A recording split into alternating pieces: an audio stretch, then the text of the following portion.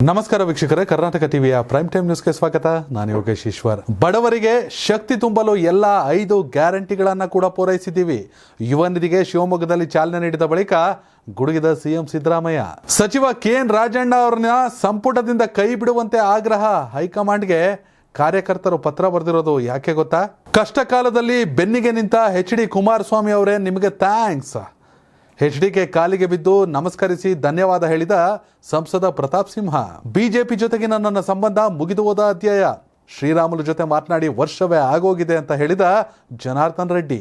Kiwis ಆಟಗಾರನ ಕೈಬಿಟ್ಟು ಎಡವಟ್ಟು ಮಾಡಿಕೊಳ್ತಾ ಆರ್ಸಿಬಿ ಫ್ರಾಂಚೈಸಿ ಮುಟ್ಟಿ ನೋಡಿಕೊಳ್ಳುವಂತ ಇನ್ನಿಂಗ್ಸ್ ಆಡದಂತ ಫೈನಲ್. ಕರ್ನಾಟಕ ಕಾಂಗ್ರೆಸ್ ಸರ್ಕಾರ 5ನೇ ಉಚಿತ ಗ್ಯಾರಂಟಿ ಯೋಜನೆ ಯುವ ನಿಧಿಗೆ ಮುಖ್ಯಮಂತ್ರಿ ಸಿದ್ದರಾಮಯ್ಯ ಹಾಗೂ ಉಪಮುಖ್ಯಮಂತ್ರಿ ಡಿ.ಕೆ. ಶಿವಕುಮಾರ್ ಚಾಲನೆ ನೀಡಿದ್ದಾರೆ. ಶಿವಮೊಗ್ಗದ ಫ್ರೀಡಂ ಪಾರ್ಕ್ನಲ್ಲಿ ಬಿಜೆಪಿ ಭದ್ರಕೋಟೆ ಶಿವಮೊಗ್ಗದಲ್ಲೇ ಯೋಜನೆಗೆ ಚಾಲನೆ ನೀಡಲಾಗಿದ್ದು, ಶಿವಮೊಗ್ಗ ಜಿಲ್ಲಾ ಉಸ್ತುವಾರಿ ಸಚಿವ ಮಧು ಬಂಗಾರಪ್ಪ ಸೇರಿದಂತೆ ವಿವಿಧ ಸಚಿವರು, ಪಕ್ಷದ ನಾಯಕರು ಸಮಾರಂಭದಲ್ಲಿ ಹಾಜರಿದ್ದರು. ಯುವ ನಿಧಿ ಯೋಜನೆಗೂ ಚಾಲನೆ ನೀಡುವ ಮೂಲಕ ಕಾಂಗ್ರೆಸ್ ಪಕ್ಷವು ಚುನಾವಣಾ ಪೂರ್ವದಲ್ಲಿ ಘೋಷಿಸಿದ್ದ 5 ಗ್ಯಾರಂಟಿಗಳನ್ನ ಅನುಷ್ಠಾನಗೊಳಿಸಿದಂತಾಗಿದೆ. ಚಿತ್ರದುರ್ಗ, ಹಾವೇರಿ, ಚಿಕ್ಕಮಗಳೂರು, ದಾವಣಗೆರೆ, ಉತ್ತರ ಕನ್ನಡ ಸೇರಿದಂತೆ ಬೇರೆ ಬೇರೆ ಜಿಲ್ಲೆಗಳಿಂದ ಆಗಮಿಸಿದ ಲಕ್ಷಾಂತರ ಜನ ಯುವ ನಿಧಿ ಯೋಜನೆಗೆ ಚಾಲನೆ ಕಾರ್ಯಕ್ರಮಕ್ಕೆ ಸಾಕ್ಷಿಯಾದರು. ಇದೇ ವೇಳೆ ಮಾತನಾಡಿದ ಸಿಎಂ ಸಿದ್ದರಾಮಯ್ಯ, ಚುನಾವಣೆಗಾಗಿ ಯುವ ನಿಧಿ ಯೋಜನೆಯನ್ನು ಜಾರಿಗೆ ತಂದಿಲ್ಲ. ನಿರುದ್ಯೋಗಿ ಯುವಕರಿಗೆ ನೆರವಾಗಬೇಕೆಂಬ ಉದ್ದೇಶದಿಂದಷ್ಟೇ ಈ ಯೋಜನೆ ಜಾರಿಗೊಳಿಸಲಾಗಿದೆ. ದೇಶದಲ್ಲಿ ದಿನಬಳಕೆ ಪೆಟ್ರೋಲ್, ಡೀಸೆಲ್ ದರ ಏರಿಕೆಯಾಗಿದೆ. ಜನಸಾಮಾನ್ಯರಿಗೆ ಖರೀದಿಸುವ ಸಾಮರ್ಥ್ಯವಿಲ್ಲ ಎಂದು ಹೇಳಿದರು. ಯುವ ನಿಧಿ ಚಾಲನೆ ಕಾರ್ಯಕ್ರಮಕ್ಕೆ ಬಂದಿರುವ ಕೆಲ ವಿದ್ಯಾರ್ಥಿಗಳು ಜೈ ಶ್ರೀರಾಮ್, ಮೋದಿ ಮತ್ತು ಯೋಗಿ ಪರ ಘೋಷಣೆ ಕೂಗಿದ ಪರಿಣಾಮ ಕೆಲ ಕಾಲ ಸ್ಥಳದಲ್ಲಿ ಗೊಂದಲದ ವಾತಾವರಣ ಸೃಷ್ಟಿಯಾಯಿತು. ಇದೀಗ ಲೋಕಸಭೆ ಚುನಾವಣೆಗೆ ಸಮೀಪಿಸುತ್ತಿರುವಂತೆ ಯುವ ನಿಧಿಗೆ ಚಾಲನೆ ನೀಡಲಾಗಿದೆ. 5 ಗ್ಯಾರಂಟಿಗಳನ್ನ ಜಾರಿಗೊಳಿಸಿ ನುಡಿದಂತೆ ನಡೆದಿದ್ದೇವೆ ಎನ್ನುವ ಮೂಲಕ ಚುನಾವಣೆ ಎದುರಿಸಲು ಕಾಂಗ್ರೆಸ್ ಈ ಮೂಲಕ ಸಿದ್ಧತೆ ಮಾಡಿಕೊಂಡಿದೆ. 2 ದಿನಗಳ ಹಿಂದಷ್ಟೇ ಸರ್ಕಾರವು ಗ್ಯಾರಂಟಿ ಯೋಜನೆಗಳ ಅನುಷ್ಠಾನಕ್ಕೆ ಸಮಿತಿ ರಚಿಸಿ ಸಮಿತಿಯ ಅಧ್ಯಕ್ಷರಿಗೆ ಕ್ಯಾಬಿನೆಟ್ ದರ್ಜೆ ಸ್ಥಾನಮಾನ ನೀಡಲು ನಿರ್ಧರಿಸಿತು. ಅಲ್ಲದೆ ಜಿಲ್ಲಾ, ತಾಲೂಕು ಮಟ್ಟದಲ್ಲಿ ಕಾರ್ಯಕರ್ತ ನೇಮಿಸಲು ನಿರ್ಧಾರ ಕೈಗೊಂಡಿತ್ತು. ಒಟ್ಟಿನಲ್ಲಿ ಕರ್ನಾಟಕ ವಿಧಾನಸಭಾ ಚುನಾವಣೆಗೂ ಮೊದಲು ಕಾಂಗ್ರೆಸ್ ತನ್ನ ಪ್ರಣಾಳಿಕೆಯಲ್ಲಿ ಘೋಷಿಸಿತ್ತು. ಅದಕ್ಕಿಂತ ಮುಂದೆ ಹೋಗಿ ಪಂಚ ಗ್ಯಾರಂಟಿಗಳು, ಆ 5 ಗ್ಯಾರಂಟಿಗಳನ್ನ ಇದೀಗ ಪೂರೈಸಿದಂತೆ ಆಗಿದೆ. ಯುವ ನಿಧಿಗೆ ಚಾಲನೆ ನೀಡುವ ಮೂಲಕ ನಿರುದ್ಯೋಗಿ ವಿದ್ಯಾರ್ಥಿಗಳಿಗೆ, ಏನು ಡಿಪ್ಲೊಮಾ ಮತ್ತು ಪದವೀಧರರಿಗೆ, ಅದು ಕಳೆದ 2 ವರ್ಷದ ಸಾಲಿನಲ್ಲಿ ಅಂಥವರಿಗೆ 24 ತಿಂಗಳ ನಿರುದ್ಯೋಗ ಭತ್ಯೆಯನ್ನು ನೀಡಲಾಗುತ್ತೆ. ಅದರ ನಡುವೆ ಅವ್ರಿಗೆ ಕೆಲಸ ಸಿಕ್ಕಿದ್ರೆ ಅದನ್ನು ವಿಡ್ರಾ ಮಾಡಲಾಗುತ್ತೆ. ಆದರೆ ಇದು ಚುನಾವಣೆ ಗಿಮಿಕ್ ಅಂತ BJP ಅವರು ಹೇಳ್ತಾರೆ. ಹಾಗಾದ್ರೆ ನಿಮ್ಮ ರಾಮ ಮಂದಿರ ಏನು ಅಂತ ಕಾಂಗ್ರೆಸ್ ಅವ್ರು ಕೇಳ್ತಾರೆ. ಒಟ್ಟಿನಲ್ಲಿ ಕಾಂಗ್ರೆಸ್ ಸರ್ಕಾರ ನುಡಿದಂತೆ ನಡೆದಿದೆ ಅನ್ನೋ ಘೋಷವಾಕ್ಯದೊಂದಿಗೆ BS ಯಡಿಯೂರಪ್ಪನವರ, ಈಶ್ವರಪ್ಪನವರ ತವರಿನಲ್ಲಿ ಅಂದರೆ ಬಿಜೆಪಿಯ ಭದ್ರ ನೆಲೆಯ ಜಾಗದಲ್ಲಿ ಕಾಂಗ್ರೆಸ್ ಯುವ ನಿಧಿ ಯೋಜನೆಗೆ ಚಾಲನೆಯನ್ನು ಕೊಡುವ ಮೂಲಕ ಅತಿ ದೊಡ್ಡ ಶಕ್ತಿ ಪ್ರದರ್ಶನವನ್ನ ಮಾಡಿದೆ. ಎಸ್ಸಿನ ಮುಂದಿನ ಸುದ್ದಿ, ರಾಮ ಮಂದಿರ ಉದ್ಘಾಟನೆ ಬಳಿಕ ಅಯೋಧ್ಯೆಗೆ ಭೇಟಿ ನೀಡ್ತೀನಿ, ರಾಮ ಮಂದಿರ ಯಾವ ರೀತಿ ನಿರ್ಮಿಸ್ತಾರೆ ಎಂದು ನೋಡಿ ಬರ್ತೀನಿ ಎಂದು ಮುಖ್ಯಮಂತ್ರಿ ಸಿದ್ದರಾಮಯ್ಯ ಹೇಳಿದ್ದಾರೆ. ಶಿವಮೊಗ್ಗದಲ್ಲಿ ಮಾತನಾಡಿದ ಅವರು, ಬಿಜೆಪಿ ಅವರು ರಾಮ ಮಂದಿರದ ವಿಚಾರದಲ್ಲಿ ರಾಜಕೀಯ ಮಾಡ್ತಿದ್ದಾರೆ. ನಾವು ರಾಮನನ್ನು ವಿರೋಧಿಸುತ್ತಿಲ್ಲ, ರಾಮ ಮಂದಿರ ವಿಚಾರದಲ್ಲಿ ಬಿಜೆಪಿಯ ರಾಜಕೀಯ ವಿರೋಧಿಸುತ್ತಿದ್ದೇವೆ ಎಂದರು. ಏನೋ ಮಾಜಿ ಮುಖ್ಯಮಂತ್ರಿ ಕುಮಾರಸ್ವಾಮಿ ಅಂದರೆ ಸುಳ್ಳು ಅಂದರೆ ಕುಮಾರಸ್ವಾಮಿ, ಎಚ್.ಡಿ. ಕುಮಾರಸ್ವಾಮಿ ಹೇಳುವುದೆಲ್ಲ ಸುಳ್ಳು. ಎಚ್.ಡಿ. ಕುಮಾರಸ್ವಾಮಿ ಬಗ್ಗೆ ತಲೆ ಕೆಡಿಸ್ಕೊಳ್ಳುವ ಅಗತ್ಯವಿಲ್ಲ. 3 ಜನ ಉಪಮುಖ್ಯಮಂತ್ರಿಗಳ ಬಗ್ಗೆ ಪಕ್ಷದಲ್ಲಿ ಚರ್ಚೆ ನಡೆದಿಲ್ಲ ಅಂತ ವಾಗ್ದಾಳಿ ನಡೆಸಿದರು. ಇದೇ ತಿಂಗಳು ಜನವರಿ 22ರಂದು ಅಯೋಧ್ಯೆ ಶ್ರೀರಾಮ ಮಂದಿರದಲ್ಲಿ ರಾಮನ ಪ್ರಾಣ ಪ್ರತಿಷ್ಠಾಪನೆ ನೆರವೇರುತ್ತೆ. ಈ ಕಾರ್ಯಕ್ರಮಕ್ಕೆ ಮಲ್ಲಿಕಾರ್ಜುನ್ ಖರ್ಗೆ, ಸೋನಿಯಾ ಗಾಂಧಿ ಮತ್ತು ಅಧೀರ್ ಚೌಧರಿ ಅವರಿಗೆ ಆಹ್ವಾನ ಬಂದಿತ್ತು. ಆದರೆ ಕಾಂಗ್ರೆಸ್ ಈ ಕಾರ್ಯಕ್ರಮದಲ್ಲಿ ಭಾಗಿಯಾಗದಿರಲು ನಿರ್ಧರಿಸಿದೆ. ವರಿಷ್ಠ ನಿರ್ಧಾರಕ್ಕೆ ಬೆಂಬಲ ವ್ಯಕ್ತಪಡಿಸಿ ಮುಖ್ಯಮಂತ್ರಿ ಸಿದ್ದರಾಮಯ್ಯ ಟ್ವೀಟ್ ಕೂಡ ಮಾಡಿದ್ರು. ಅಯೋಧ್ಯೆಯಲ್ಲಿ ನಡೆಯಲಿರುವ ರಾಮಲಲ್ಲಾ ಪ್ರತಿಷ್ಠಾಪನಾ ಕಾರ್ಯಕ್ರಮದಲ್ಲಿ ಭಾಗವಹಿಸದೇ ಇರುವ ಎಐಸಿಸಿ ಅಧ್ಯಕ್ಷರಾದಂಥ ಮಲ್ಲಿಕಾರ್ಜುನ್ ಖರ್ಗೆ, ನಮ್ಮ ಪಕ್ಷದ ಹಿರಿಯ ನಾಯಕಿ ಸೋನಿಯಾ ಗಾಂಧಿ ಮತ್ತು ಲೋಕಸಭೆಯಲ್ಲಿ ವಿರೋಧ ಪಕ್ಷದ ನಾಯಕರಾದ ಅಧೀರ್ ಚಂದನ್ ಚೌಧರಿ ಅವರ ತೀರ್ಮಾನ ಸರಿಯಾಗಿದೆ, ಇದನ್ನು ನಾನು ಬೆಂಬಲಿಸ್ತೀನಿ ಅಂತ ಸಿಎಂ ಹೇಳಿದ್ರು. ಇದೀಗ ರಾಮ ಮಂದಿರ ಉದ್ಘಾಟನೆ ಆದಮೇಲೆ ನೋಡ್ಕೊಬತ್ತೀನಿ, ಅದು ಹೆಂಗೆ ನಿರ್ಮಾಣ ಮಾಡೋರು ನೋಡ್ಕೊಬತ್ತೀನಿ ಅಂತ ಹೇಳೋರೆ. ಒಟ್ನಲ್ಲಿ ಕಾಂಗ್ರೆಸ್ ಅವರ ದೃಷ್ಟಿಯಲ್ಲಿ ರಾಮ ಮಂದಿರ ಬಿಜೆಪಿಯ ಅತಿ ದೊಡ್ಡ ಚುನಾವಣಾ ಅಜೆಂಡಾ. 2019 ಲೋಕಸಭಾ ಚುನಾವಣೆ ಸಂದರ್ಭದಲ್ಲಿ ಪುಲ್ವಾಮಾ ದಾಳಿ, ಇದೀಗ ರಾಮ ಮಂದಿರ ನಿರ್ಮಾಣದ ಮೂಲಕ ಜನರ ದಿಕ್ಕು ತಪ್ಪಿಸೋ ಕೆಲಸವನ್ನು ಬಿಜೆಪಿ ಮಾಡ್ತಿದೆ ಅಂತ. ಹಾಗಾದರೆ ಕಾಂಗ್ರೆಸ್ ಸರ್ಕಾರ ಅಧಿಕಾರದಲ್ಲಿದ್ದಾಗ ಏನು ಮಾಡಿದ್ರಿ ಅಂತ ಬಿಜೆಪಿಯರ ಪ್ರಶ್ನೆ. ಆದರೆ ಕಾಂಗ್ರೆಸ್ನವ್ರು ಹೇಳ್ತಿರೋದು, ನಿಮ್ಮ ಸರ್ಕಾರ ಅಧಿಕಾರದಲ್ಲಿದ್ದಾಗ ಸುಪ್ರೀಂ ಕೋರ್ಟ್ ತೀರ್ಪು ಕೊಡ್ತು, ಅದಕ್ಕೆ ನೀವು ಮಾಡ್ತಿದ್ದೀರಾ. ನಮ್ಮ ಟೈಮಲ್ಲಿ ಸುಪ್ರೀಂ ಕೋರ್ಟ್ ತೀರ್ಪು ಕೊಟ್ಟಿದ್ರು, ನಾವು ಅದನ್ನ ಮಾಡ್ತಿದ್ವಿ ಅನ್ನೋ ರೀತಿಯಲ್ಲಿ ಉತ್ತರವನ್ನು ಕೊಟ್ಟವರೇ. ಆದರೆ ರಾಮ ಮಂದಿರ ನಿರ್ಮಿಸಿದ್ದು ಕೂಡ ಬಿಜೆಪಿ ಅತಿ ದೊಡ್ಡ ಸಾಧನೆ ಹಿಂದೂಸ್ತಾನದಲ್ಲಿ. ಇದನ್ನು ಯಾರು ಕೂಡ ರಾಜಕೀಯವಾಗಿ ಹೇಳೋದು ಅಷ್ಟು ಸೂಕ್ತವಲ್ಲ ಅಂತ ಒಂದಷ್ಟು ಜನ. ಆದರೆ ಇದು ಕಾಂಗ್ರೆಸ್ನ ಜನ್ಮಸಿದ್ಧ ಹಕ್ಕು, ನಾವು ಟೀಕಿಸ್ತೀವಿ ಅಂತ ಕಾಂಗ್ರೆಸ್ ಕಾರ್ಯಕರ್ತರು. ಎಸ್ಸಿನ ಮುಂದಿನ ಸುದ್ದಿ, ಸಹಕಾರ ಸಚಿವ ಕೆಎನ್ ರಾಜಣ್ಣ ಮತ್ತು ಲೋಕೋಪಯೋಗಿ ಸಚಿವ ಸತೀಶ್ ಜಾರಕಿಹೊಳಿ ವಿರುದ್ಧ ಎಐಸಿಸಿಗೆ ಅಧ್ಯಕ್ಷ ಮಲ್ಲಿಕಾರ್ಜುನ್ ಖರ್ಗೆ, ಪ್ರಧಾನ ಕಾರ್ಯದರ್ಶಿ ಕೆಸಿ ವೇಣುಗೋಪಾಲ್ ಹಾಗೂ ರಾಜ್ಯ ಕಾಂಗ್ರೆಸ್ ಉಸ್ತುವಾರಿ ರಣದೀಪ್ ಸುರ್ಜೇವಾಲಾ ಅವರಿಗೆ ಸ್ವಪಕ್ಷದ ಕಾರ್ಯಕರ್ತರೇ ದೂರು ನೀಡಿದ್ದಾರೆ. ಅಲ್ಲದೆ ಸಚಿವ ಕೆಎನ್ ರಾಜಣ್ಣ ಅವರನ್ನ ಸಂಪುಟದಿಂದ ಕೈಬಿಡುವಂತೆ ಆಗ್ರಹಿಸಿದ್ದಾರೆ. ಸಚಿವ ಕೆಎನ್ ರಾಜಣ್ಣ ಅವರು ಪದೇ ಪದೇ ಎಐಸಿಸಿ ಅಧ್ಯಕ್ಷ, ಕೆಪಿಸಿಸಿ ಅಧ್ಯಕ್ಷರ ಆದೇಶದ ವಿರುದ್ಧ ಮಾತನಾಡುತ್ತಿದ್ದಾರೆ. ಸಚಿವ ಕೆಎನ್ ರಾಜಣ್ಣ ಅನವಶ್ಯಕವಾಗಿ ಡಿಸಿಎಂ ವಿಚಾರ ಬಗ್ಗೆ ಮಾತನಾಡುತ್ತಿದ್ದಾರೆ. ಕೆಎನ್ ರಾಜಣ್ಣ ಹೇಳಿಕೆ ಜವಾಬ್ದಾರಿಯಿಂದ ಬೇಜವಾಬ್ದಾರಿಯಿಂದ ಕೂಡಿದೆ. ಸಚಿವರ ಡಿನ್ನರ್ ಮೀಟಿಂಗ್ ಬಗ್ಗೆ ತಪ್ಪು ಸಂದೇಶ ರವಾನಿಸುತ್ತಿದೆ. ಕಾಂಗ್ರೆಸ್ ಪಕ್ಷ ಇಂತಹ ಚಟುವಟಿಕೆಗಳನ್ನು ಸಹಿಸಬಾರದು. ಸಂಪುಟದಿಂದ ಸಚಿವ ಕೆಎನ್ ರಾಜಣ್ಣರನ್ನು ಕೈಬಿಡುವಂತೆ ಒತ್ತಾಯಿಸಿದ್ದಾರೆ ಕಾರ್ಯಕರ್ತರು. ಸಚಿವ ಸತೀಶ್ ಜಾರಕಿಹೊಳಿ ಅವರ ಹೇಳಿಕೆ ಕೂಡ ಪಕ್ಷಕ್ಕೆ ಡ್ಯಾಮೇಜ್ ಮಾಡ್ತಿದೆ ಎಂದು ಕಾಂಗ್ರೆಸ್ನ 10 ಕಾರ್ಯಕರ್ತರು ದೂರಿನಲ್ಲಿ ಉಲ್ಲೇಖಿಸಿದ್ದಾರೆ. ಕರ್ನಾಟಕದಲ್ಲಿ ಕಾಂಗ್ರೆಸ್ ಪಕ್ಷವನ್ನು ಭಾರೀ ಬಹುಮತದೊಂದಿಗೆ ಅಧಿಕಾರಕ್ಕೆ ತಂದರು. ಕಾಂಗ್ರೆಸ್ ಸರ್ಕಾರ ನೀಡಿದ 5 ಜನಪರ ಯೋಜನೆಗಳನ್ನು ಅನುಷ್ಠಾನಗೊಳಿಸುವ ಜವಾಬ್ದಾರಿಯನ್ನು ಕಾಂಗ್ರೆಸ್ ಪಕ್ಷದ ಕಾರ್ಯಕರ್ತರಿಗೆ ನೀಡುತ್ತಿರುವುದು ಸ್ವಾಗತಾರ್ಹ. ಕಾಂಗ್ರೆಸ್ ಸರ್ಕಾರ ನೀಡಿದ ಹಲವು ಯೋಜನೆಗಳು ಪರಿಣಾಮಕಾರಿಯಾಗಿ ಸಾರ್ವಜನಿಕರಿಗೆ ತಲುಪುತ್ತಿದ್ದು, ಇದನ್ನು ಹೆಚ್ಚಿನ ರೀತಿಯಲ್ಲಿ ತಲುಪಿಸಲು ಕೆಲ ಸಚಿವರು ಪ್ರಾಮಾಣಿಕ ಪ್ರಯತ್ನ ಮಾಡ್ತಿದ್ದಾರೆ, ಇನ್ನು ಕೆಲವರು ಮಾಡ್ತಿಲ್ಲ ಅನ್ನೋದು ಕಾರ್ಯಕರ್ತರ ಆರೋಪ.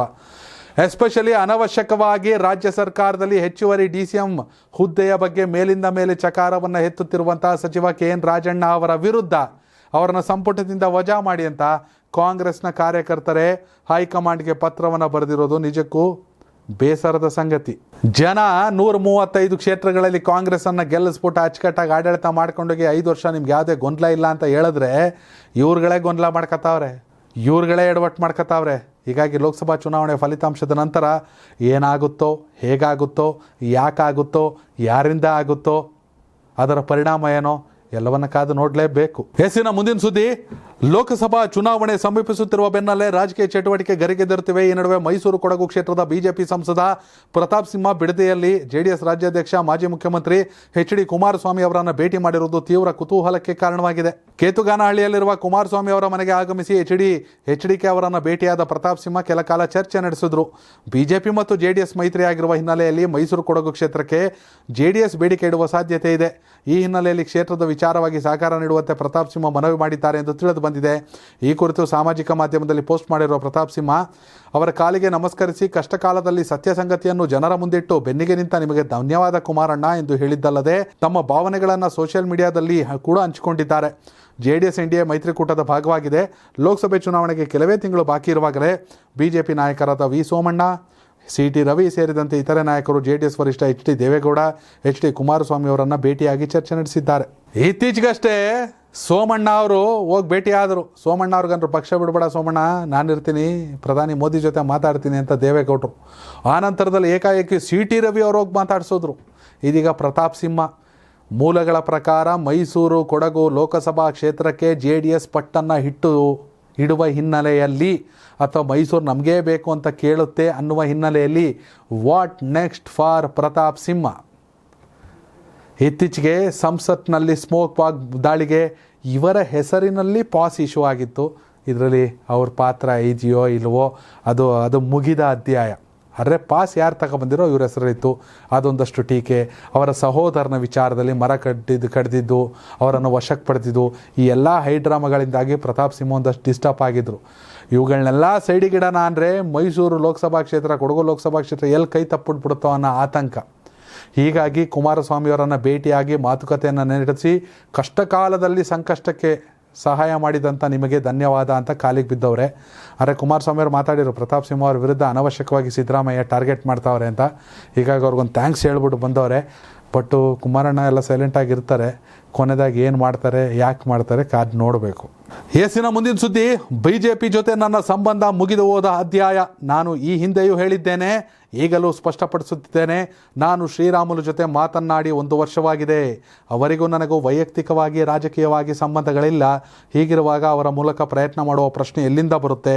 ಕಲ್ಯಾಣ ರಾಜ್ಯ ಪ್ರಗತಿ ಪಕ್ಷದ ಪರವಾಗಿ ಹೋರಾಟ ಮಾಡುವುದಂತೂ ಸತ್ಯ ಎಂದು ಕೆಆರ್ಪಿಪಿ ಪಕ್ಷ ಸಂಸ್ಥಾಪಕ ಹಾಗೆ ಗಂಗಾವತಿ ಶಾಸಕ ಜನಾರ್ದನ್ ರೆಡ್ಡಿ ಸ್ಪಷ್ಟಪಡಿಸಿದ್ದಾರೆ. ಕೊಪ್ಪಳದಲ್ಲಿ ಮಾತನಾಡಿದ ಅವರು ಮುಂದಿನ ಲೋಕಸಭಾ ಚುನಾವಣೆಯಲ್ಲಿ ಬಾಗಲಕೋಟೆ, ರಾಯಚೂರು, ಕೊಪ್ಪಳ, ಚಿತ್ರದುರ್ಗ, ಬಳ್ಳಾರಿ ಕ್ಷೇತ್ರದಿಂದ ಒಟ್ಟು 5 ಅಭ್ಯರ್ಥಿಗಳನ್ನು ಕಣಕ್ಕಿಳಿಸುತ್ತೇವೆ ಎಂದಿದ್ದಾರೆ.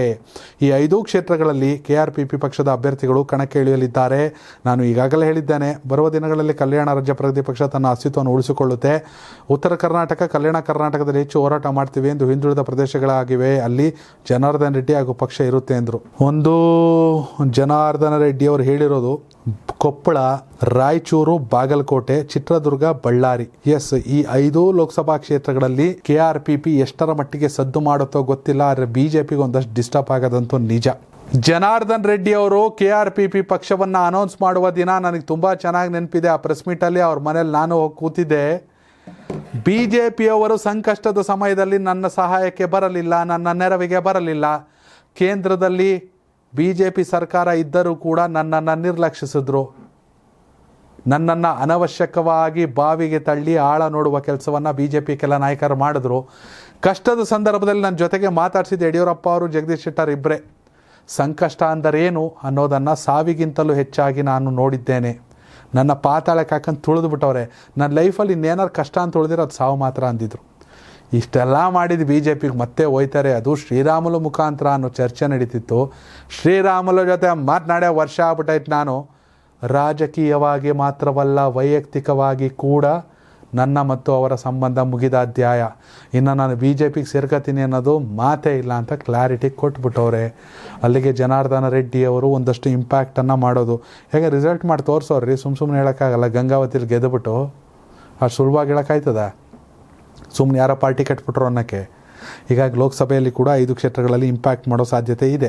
ಹೆಸಿನ ಮುಂದಿನ ಸುದ್ದಿ, ಪ್ರಧಾನಿ ನರೇಂದ್ರ ಮೋದಿ 3ನೇ ಬಾರಿಗೆ ಪ್ರಧಾನಿಯಾಗುವುದನ್ನು ತಡೆಯಲು 28 ವಿರೋಧ ಪಕ್ಷಗಳೆಲ್ಲ ಒಟ್ಟಾಗಿ ಆರಂಭಿಸಿದ ಇಂಡಿಯಾ ಮೈತ್ರಿಕೂಟ ರೆಕ್ಕೆ ಪುಕ್ಕ ಒಂದೊಂದಾಗಿ ಕಳಚೋ ಸಾಧ್ಯತೆ ಗೋಚರಿಸಿದೆ.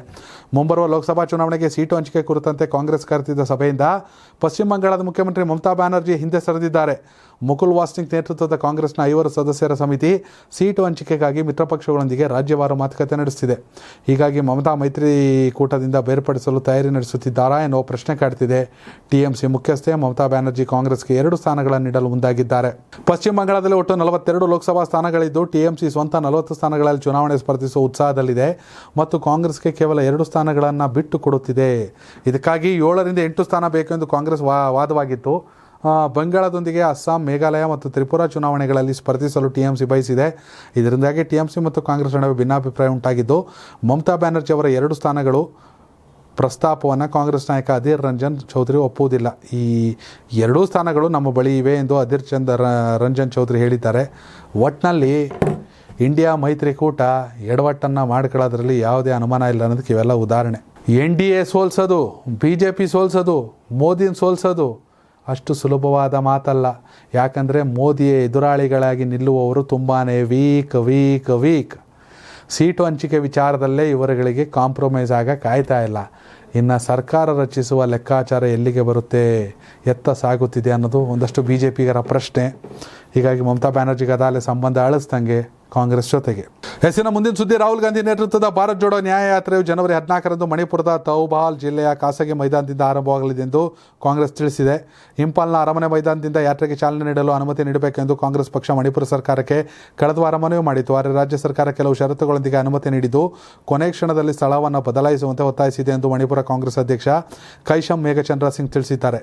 ಜನಾಂಗೀಯ ಹಿಂಸಾಚಾರದಿಂದ ನಲಗಿರುವ ಮಣಿಪುರದ ಇಂಪಾಲ್ನಿಂದ ಮುಂಬೈವರೆಗೆ ಈ ಯಾತ್ರೆಯು 66 ದಿನ ನಡೆಯಲಿದ್ದು, ಲೋಕಸಭೆ ಚುನಾವಣೆಗೆ ಮುನ್ನ ಕೈಗೊಳ್ಳಲಿರುವ ಯಾತ್ರೆಯಲ್ಲಿ ಆರ್ಥಿಕ, ಸಾಮಾಜಿಕ ಮತ್ತು ರಾಜಕೀಯ ನ್ಯಾಯಕ್ಕೆ ಸಂಬಂಧಿಸಿದ ವಿಷಯಗಳು ಪ್ರಸ್ತಾಪವಾಗಲಿವೆ ಎಂದು ಕಾಂಗ್ರೆಸ್ ಮೂಲಗಳು ಹೇಳಿವೆ. AICC ಅಧ್ಯಕ್ಷ ಮಲ್ಲಿಕಾರ್ಜುನ್ ಖರ್ಗೆ ಅವರು ಯಾತ್ರೆಗೆ ಹಸಿರು ನಿಶಾನೆ ತೋರಲಿದ್ದಾರೆ. ಮಾರ್ಚ್ 20ರಂದು ಯಾತ್ರೆ ಕೊನೆಗೊಳ್ಳಲಿದೆ. ಒಟ್ಟಿನಲ್ಲಿ ಪ್ಲೇಸ್ ಬದಲಾಗಿದ್ದು, ಜನವರಿ 14ರಂದು ಮಣಿಪುರದ ತೌಬಾಲ್ ಜಿಲ್ಲೆಯ ಖಾಸಗಿ ಮೈದಾನದಿಂದ ಶುರುವಾಗುತ್ತೆ. ಷರತ್ತುಬದ್ಧ ಒಪ್ಪಿಗೆಯನ್ನು ಮಣಿಪುರ ಸರ್ಕಾರ ನೀಡಿದೆ. ಹೀಗಾಗಿ ಭಾರತ್ ಜೋಡೋ ರೀತಿಯಲ್ಲಿ ಭಾರತ್ ಯಾತ್ರೆಯೂ ನ್ಯಾಯಯಾತ್ರೆ ಯಶಸ್ಸು ಕಾಣುತ್ತಾ ಅನ್ನೋದನ್ನು ಕಾದು ನೋಡಬೇಕು. ಹೆಸರಿನ ಮುಂದಿನ ಸುದ್ದಿ, ಸಾಮಾಜಿಕ ಮಾಧ್ಯಮಗಳಲ್ಲಿ ವಿವಾದಾತ್ಮಕ ಪೋಸ್ಟ್ ಕುರಿತು ಹಿರಿಯ IPS ಅಧಿಕಾರಿ ಡಿ ರೂಪಾ ಕ್ಷಮೆ ಕೇಳಬೇಕೆಂದು ಹಿರಿಯ IAS ಅಧಿಕಾರಿ ರೋಹಿಣಿ ಸಿಂಧೂರಿ ಸುಪ್ರೀಂ ಕೋರ್ಟ್ನಲ್ಲಿ ಬಿಗಿಪಟ್ಟು ಹಿಡಿದಿದ್ದಾರೆ. ಡಿ ರೂಪಾ ವಿರುದ್ಧ ಸಲ್ಲಿಸಿದ ಮಾನನಷ್ಟ ಪ್ರಕರಣದ ವಿಚಾರಣೆ ಸಂದರ್ಭದಲ್ಲಿ ವಾದ ಮಂಡಿಸಿದ ರೋಹಿಣಿ ಸಿಂಧೂರಿ ಪರ ವಕೀಲರು ಮಾನಹಾನಿಯಾಗುವಂತಹ ರೀತಿಯಲ್ಲಿ ಪೋಸ್ಟ್ಗಳನ್ನ ಮಾಡಲಾಗಿದೆ. ಹಿನ್ನೆಲೆಯಲ್ಲಿ ಡಿ ರೂಪ ಬೇಷರತ್ ಕ್ಷಮೆ ಕೋರುವಂತೆ ಒತ್ತಾಯಿಸಿದರು. ಇದಕ್ಕೆ ಪ್ರತಿಕ್ರಿಯಿಸಿದ ಡಿ ರೂಪ ಪರ ವಕೀಲರು ರೋಹಿಣಿ ಸಿಂಧೂರು ಕೂಡ ಆರೋಪ ಮಾಡಿದ್ದಾರೆ, ಬುದ್ಧಿಭ್ರಮಣೆ ಆಗಿದೆ ಎಂದು ಮಾಧ್ಯಮಗಳಲ್ಲಿ ಹೇಳಿಕೆ ನೀಡಿದ್ದಾರೆ ಎಂದು ವಾದಿಸಿದರು. ಇದಕ್ಕೆ ಪ್ರತಿವಾದ ಮಂಡಿಸಿದ ಸಿಂಧೂರಿ ಪರ ವಕೀಲರು, ಹೌದು, ಬುದ್ಧಿಭ್ರಮಣೆ ಆದವರು ಈ ರೀತಿ ಪೋಸ್ಟ್ ಮಾಡ್ತಾರೆ, ಆದರೆ ಅವರಿಗೆ ಬುದ್ಧಿಭ್ರಮಣೆ ಆಗಿದೆ ಎಂದು ಹೇಳಿಲ್ಲ. ಅವಹೇಳನಕಾರಿ ಪೋಸ್ಟ್ಗಳನ್ನು ಸಾಮಾಜಿಕ ಮಾಧ್ಯಮಗಳಿಂದ ಡಿಲೀಟ್ ಮಾಡಬಹುದು, ಆದರೆ ಇಂಥ ಪೋಸ್ಟ್ಗಳಿಂದ ನನ್ನ ಕುಟುಂಬಕ್ಕೆ ಘಾಸಿಯಾಗಿದೆ. ನಾನು ಸಾರ್ವಜನಿಕ ಜೀವನದಲ್ಲಿ ಕೆಲಸ ಮಾಡೋದು ಹೇಗೆ? ಹೀಗಾಗಿ IPS ಡಿ ರೂಪ ಬೇಷರತ್ ಕ್ಷಮೆ ಕೇಳಬೇಕೆಂದು ರೋಹಿಣಿ ಸಿಂಧೂರಿ ಪಟ್ಟು ಹಿಡಿದಿದ್ದಾರೆ. ವಾದ ಪ್ರತಿವಾದ ಆಲಿಸಿದ ಮಧ್ಯಪ್ರವೇಶ ಮಾಡಿದ ನ್ಯಾಯಮೂರ್ತಿ AS ಓಕಾ, ಒಂದು ತಿಂಗಳ ಸಮಯ ನೀಡಲಾಗುವುದು. ಫೆಬ್ರವರಿ 16ಕ್ಕೆ ಮುಂದಿನ ವಿಚಾರಣೆ ಪಟ್ಟಿ ಮಾಡಲಾಗುವುದು. ಅಲ್ಲೇ ತನಕ ಮಧ್ಯಂತರ ಆದೇಶ ಮುಂದುವರೆಯಲಿದೆ.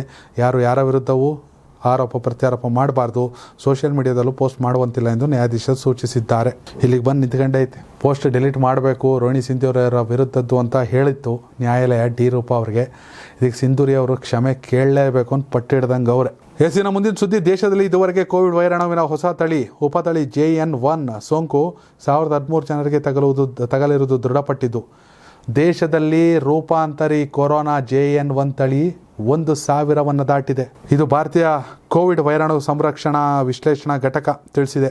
ದೇಶದಲ್ಲಿ ಕರ್ನಾಟಕದಲ್ಲಿ ಅತಿ ಹೆಚ್ಚು 214 JN1 ಪ್ರಕರಣಗಳು ದಾಖಲಾಗಿವೆ ಪಾಸಿಟಿವ್. ಇನ್ನು ಮಹಾರಾಷ್ಟ್ರದಲ್ಲಿ 170, ಕೇರಳದಲ್ಲಿ 154, ಆಂಧ್ರ ಪ್ರದೇಶದಲ್ಲಿ 189, ಗುಜರಾತ್ನಲ್ಲಿ 76 ಮತ್ತು ಗೋವಾದಲ್ಲಿ 66 JN1 ಪ್ರಕರಣಗಳು ವರದಿಯಾಗಿವೆ. ಇನ್ನುಳಿದಂತೆ ತೆಲಂಗಾಣ ಮತ್ತು ರಾಜಸ್ಥಾನದಲ್ಲಿ ತಲಾ 32, ಛತ್ತೀಸ್ಗಢದಲ್ಲಿ 25, ತಮಿಳುನಾಡಲ್ಲಿ 22, ಡೆಲ್ಲಿಲಿ 16, ಉತ್ತರ ಪ್ರದೇಶದಲ್ಲಿ 6, ಹರಿಯಾಣದಲ್ಲಿ 5, ಒಡಿಶಾದಲ್ಲಿ 3, ಪಶ್ಚಿಮ ಬಂಗಾಳದಲ್ಲಿ 2 ಮತ್ತು ಉತ್ತರಾಖಂಡದಲ್ಲಿ 1 ಪ್ರಕರಣ ದೃಢಪಟ್ಟಿದೆ. ಇವರೆಗೆ ಒಟ್ಟು 16 ರಾಜ್ಯಗಳು ಹಾಗೂ ಕೇಂದ್ರಾಡಳಿತ ಪ್ರದೇಶಗಳಲ್ಲಿ JN1 ಪ್ರಕರಣ ವರದಿಯಾಗಿದೆ ಎಂದು ತಿಳಿದು ಬಂದಿದೆ. ಹುಷಾರಾಗಿರ್ಬೇಕು. ಕರ್ನಾಟಕದಲ್ಲೇ ಜಾಸ್ತಿ. ಇಡೀ ದೇಶದಲ್ಲಿ 1000 ದಾಟಿದರೆ ಕರ್ನಾಟಕ 1ರಲ್ಲಿ 214 ಜನ, ಹೆಚ್ಚು ಕಡಿಮೆ 23 to 24% ಕರ್ನಾಟಕದಲ್ಲೇ ಅವರೇ. ಎಸ್ಸಿನ ಮುಂದಿನ ಸುದ್ದಿ. ಆತಿಥೇಯ ನ್ಯೂಜಿಲೆಂಡ್ ಮತ್ತು ಪಾಕಿಸ್ತಾನ ನಡುವಿನ 5 ಪಂದ್ಯಗಳ T20 ಸರಣಿ ಆರಂಭವಾಗಿದ್ದು, ಆಕ್ಲೆಂಡ್ನಲ್ಲಿ ನಡೆಯುತ್ತಿರುವ ಸರಣಿಯ ಮೊದಲ ಪಂದ್ಯದಲ್ಲಿ ಮೊದಲು ಬ್ಯಾಟ್ ಮಾಡಿದ ಕಿವೀಸ್ ಪಡೆ ನಿಗದಿತ 20 ಓವರ್ಗಳಲ್ಲಿ 226 ರನ್ ಕಲೆ ಹಾಕಿದೆ. ತಂಡದ ಪರ ನಾಯಕ ಕೇನ್ ವಿಲಿಯಮ್ಸನ್ ಹಾಗೂ ಡೇರಲ್ ಮಿಚೆಲ್ ಅರ್ಧಶತಕ ಸಿಡಿಸಿ ಮಿಂಚಿದ್ರು. ಇನ್ನು ಈ ಪಂದ್ಯದ ಆರಂಭಿಕ ಕಣಗಿಳಿದಿದ್ದ ಯುವ batter fin Allen Pakistan T20 ತಂಡದ ನಾಯಕ ಶೈನ್ ಅಫ್ರಿದಿ ಬೌಲ್ನಲ್ಲಿ ಒಂದೇ ಓವರ್ನಲ್ಲಿ 2 ಸಿಕ್ಸರ್ ಮತ್ತು 3 ಬೌಂಡ್ರಿಯನ್ನು ಸಿಡಿಸಿ ಮಿಂಚಿದ್ರು. ಪಾಕಿಸ್ತಾನ ತಂಡವನ್ನು 46 ರನ್ಗಳಿಂದ ಮಣಿಸಿ 5 ಪಂದ್ಯಗಳ T20 ಸರಣಿಯಲ್ಲಿ 1-0 ಅಂತರದ ಮುನ್ನಡೆನ ನ್ಯೂಜಿಲೆಂಡ್ ಕಾಯ್ಕೊಂಡೈತೆ. ಹಂಗಾದರೆ ಏನು ಮ್ಯಾಟ್ರು ಅಂತೀರ? ಫಿನ್ ಅಲೆನ್ನಂತಹ ಯುವ ಬೆಸ್ಟ್ ಓಪನರ್ T20 ಫಾರ್ಮೆಟ್ನಲ್ಲಿ ವಿಶ್ವದ ಬಲಿಷ್ಠ ಬ್ಯಾಟ್ಸ್ಮನ್ಗಳಲ್ಲಿ ಒಬ್ಬನಾಗಿ ಮುನ್ನುಗ್ಗುತ್ತಿರುವಂತಹ ವಿಕೆಟ್ ಕೀಪಿಂಗ್ ಬ್ಯಾಟ್ಸ್ಮನ್ ಫಿನ್ ಅಲೆನ್ನ ಬಂದ್ಬಿಟ್ಟು RCB ಅವ್ರು ಬೆಂಚ್ ಕಾಯಿಸ್ಬಿಟ್ಟು ರಿಲೀಸ್ ಮಾಡಿಬಿಟ್ಟು ಅವ್ರ ಲೈಫೇ ಹಾಳು ಮಾಡಿಬಿಟ್ರು. RCB ಅನ್ನುವಂತಹ ಒಂದು ಕೇವಲ ಹಣಕ್ಕಾಗಿ, ಕೇವಲ ಸಂಸ್ಥೆ ಬೆಳೆಸೋಕ್ಕಾಗಿ, ಕೇವಲ ಆಟಗಾರರನ್ನು ತನ್ನ ಪ್ರತಿಷ್ಠೆ, ತನ್ನ ಶೇರ್ ಮೌಲ್ಯವನ್ನು ಹೆಚ್ಚಿಸಿಕೊಳ್ಳೋಕ್ಕಾಗಿ ಮಾತ್ರ ಬಳಕೆ ಮಾಡ್ಕೊತಿರುವಂಥ ಫ್ರ್ಯಾಂಚೈಸಿ. ಈ ಸಲ ಕಪ್ ನಮ್ಮದೇ ಅಂತ 16 ವರ್ಷದಿಂದ ಕಾಯ್ಕೊಂಡು ಕೂತ್ಕೊಂಡ್ವಿ. ರಚಿನ್ ರವೀಂದ್ರ RCBಯಲ್ಲಿ ಆಡ್ತೀನಿ ಅಂದ್ರೆ ಅವಕಾಶ ಕೊಡಲಿಲ್ಲ. ಮನೀಶ್ ಪಾಂಡೆ ಅವಕಾಶ ಇದ್ದರು, ಮನೀಶ್ ಪಾಂಡೆನ ಆರಾಮ್ಸೆ ತಗೋಬೋದಿದ್ರು, ಅವಕಾಶ ಕೊಡಲಿಲ್ಲ. ಇಂಥ RCB ಫಿನ್ ಅಲೆನ್ ಅನ್ನೋ ಯುವ ವಿಕೆಟ್ ಕೀಪಿಂಗ್ ಬ್ಯಾಟ್ಸ್ಮನ್ನನ್ನು IPLಗೆ ಕರ್ಕೊಬಂದು ಬೆಂಚ್ ಕಾಯಿಸ್ಬಿಟ್ಟು ಹಾಳು ಮಾಡಾಕ್ಬಿಟ್ರು. ಶೈನ್ ಅಫ್ರಿದಿ, ರೋಹಿತ್ ಶರ್ಮಾ, ವಿರಾಟ್ ಕೊಹ್ಲಿ, KL ರಾಹುಲ್ ಅಂತ ಸ್ಟಾರ್ ಬ್ಯಾಟ್ಸ್ಮನ್ಗಳನ್ನು ಡಕೌಟ್ ಮಾಡಿ ಪೆವಿಲಿಯನ್ಗೆ ಕಳಿಸುವಂಥ ಶೈನ್ ಅಫ್ರಿದಿಗೆ ಒಂದೇ ಓವರಲ್ಲಿ 2 ಸಿಕ್ಸರ್ 3 ಬೌಂಡ್ರಿ ಸಿಡ್ಸವ್ರೆ. ಫಿನ್ ಅಲೆನ್ನ ಉಳಿಸ್ಕೊಂಡಿದ್ರೆ ಆಗೋದು RCB ತಂಡ. ಅದಕ್ಕಾಗಿ ನ್ಯೂಸ್ನ ಪಿಕ್ ಮಾಡವ್ರೆ. RCBಯ ಅಧ್ವಾನಗಳು ಅಂತ ಒಂದು ಹೊಸ ಸೀರೀಸ್ ಶುರು ಮಾಡಬೇಕು. ವೀಕ್ಷಕರ, ನಿಜಕ್ಕೂ RCB ಫ್ರಾಂಚೈಸಿ ಬಗ್ಗೆ ನಿಮ್ಮ ಅಭಿಪ್ರಾಯನ ಕಾಮೆಂಟ್ ಮಾಡಿ. ಧನ್ಯವಾದಗಳು. ವೀಕ್ಷಕರೇ, ಇದು ಇವತ್ತಿನ prime time news, Karnataka TV, ಕನ್ನಡಿಗರ ಧ್ವನಿ.